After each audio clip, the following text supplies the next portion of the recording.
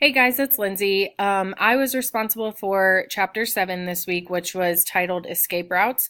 And after reading this chapter, I sort of saw it as escape. He was talking about it being like the function of the behavior of why people are escaping, the reason behind it. And he sort of dove into multiple examples of types of escape that different sorts of people are using in order to get out of something that they are being required to do, or like a demand or a directive that's being given. So, I also put some notes here in case anybody wants to look at exactly what I'm saying while I'm saying it, jot anything down. And then everything that I have in purple highlighted is examples that I came up with myself. And then the stuff that is highlighted in yellow, I think there's a couple of them, is exact quotes or examples from the chapter itself. So, the very first thing that Sidman talks about is tuning out. And this is subconsciously or consciously, quote unquote, tuning out things that make us feel uncomfortable or unhappy.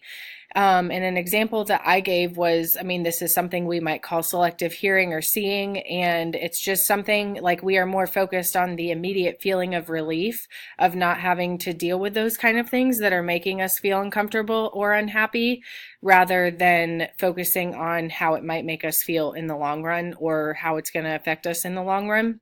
So usually when people are escaping, it's that immediate feeling of relief. Oh, thank God I don't have to do this, even though I was sort of required to do it type thing.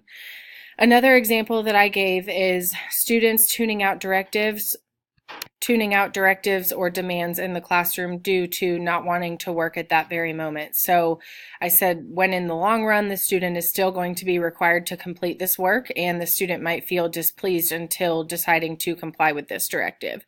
So in this situation, it's a little bit different, whereas some of the examples he was giving, that escape route is like an immediate feeling of relief. Whereas, for example, in my classroom, if a student is choosing not to work, then I am usually following, the certain prompts that it takes in order to get them to comply with a directive. And in the long run, they're going to have to complete it no matter what. So this is kind of an example of where escape is not always a positive thing for some people, because eventually, it's going to come back to you that you still have to do whatever is being asked of you. The second thing that he talks about was crisis management, and I put a quote straight from the chapter: negative reinforcement, which is escape, dominates our lives, and this is on page 120. After one issue has been resolved and handled, another issue or emergency is bound to appear eventually. So humans are constantly tuning out these so-called issues until it is absolutely necessary that we have to deal with them. An example that I came up with was procrastinating on homework or even your real world job duties until the due date appears. So yes, you're escaping it right at that very moment and pushing it, towards another date, but you're eventually still going to have to do it. The next chapter, or kind of paragraph within that chapter that he was talking about, was titled Let John Do It. And so I said people tend to tune out those unwanted demands or dangerous situations for long enough that, somebody else sort of takes over and handles it themselves. This only reinforces the initial person to continue tuning out their responsibilities if someone is going to continue to just do it for them.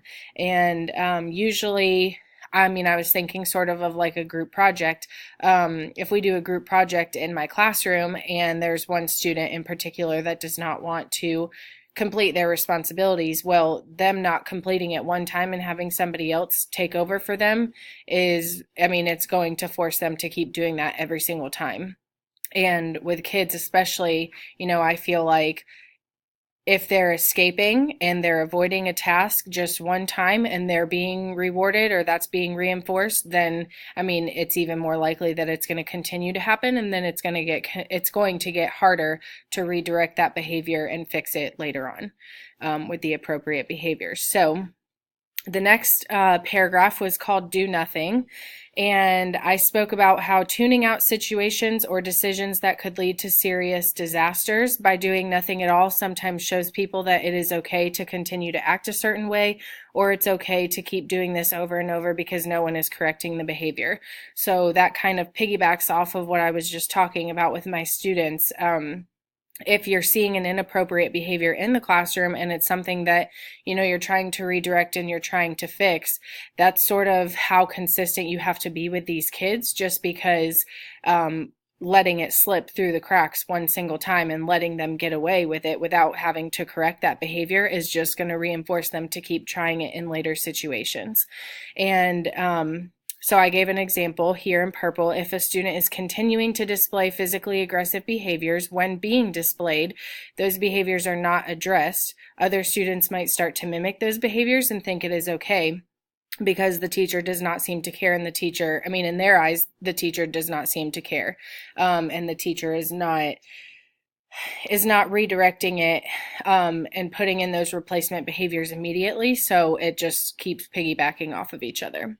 And then right here in yellow is another example from the chapter on page 104. Consequences that come quickly influence us more strongly than delayed consequences. So this quote really stuck out with me the most in everything that I read in this chapter. My example in the purple is, it is less effective for parents to spank their child when they get home from school for misbehaving while at school with a teacher. The parents are not present at school, they did not witness the behavior, and they should not be the ones disciplining the behavior. Now, having a conversation with them about the behavior and, how we could maybe fix this tomorrow, certainly appropriate. But when it comes to actually disciplining and putting in those reinforcements or those replacement behaviors, it really should be the teacher or whoever is there witnessing the behavior at that time and addressing it. So I said the behavior needs to be addressed immediately in that moment, and consequences should be applied if necessary immediately for them to be effective. One of the last things that he talked about was dropping out. So instead of tuning out the unpleasable moments, some lead towards just dropping out completely. And with this, one of the common elements was negative reinforcement. So escaping through completely breaking contact and leaving everything altogether. And then some of the examples that I gave were religion and school.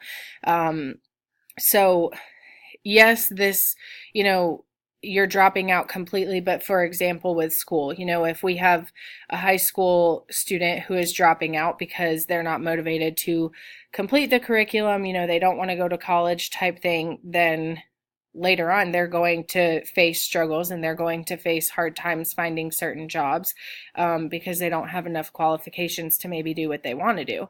So yes, dropping out of something completely, in their eyes, it's an immediate escape, it's an immediate relief type thing. And, you say, I don't ever have to deal with this ever again. But in reality, yes, you might have to deal with it in other related fields down the line. So after reading the whole chapter, I came up with an open-ended question, and I also posted it right into the comments box on the discussion board so that you guys could see it there too. But if escaping and or tuning out those uncomfortable situations is inevitable, how do we help to teach our youth right now how to take these situations head on and self-regulate rather than running away from everything that makes us feel displeased? So Sidman also spoke in the chapter about how a lot of our youth and a lot of, our students that we are teaching nowadays, escape is a huge thing.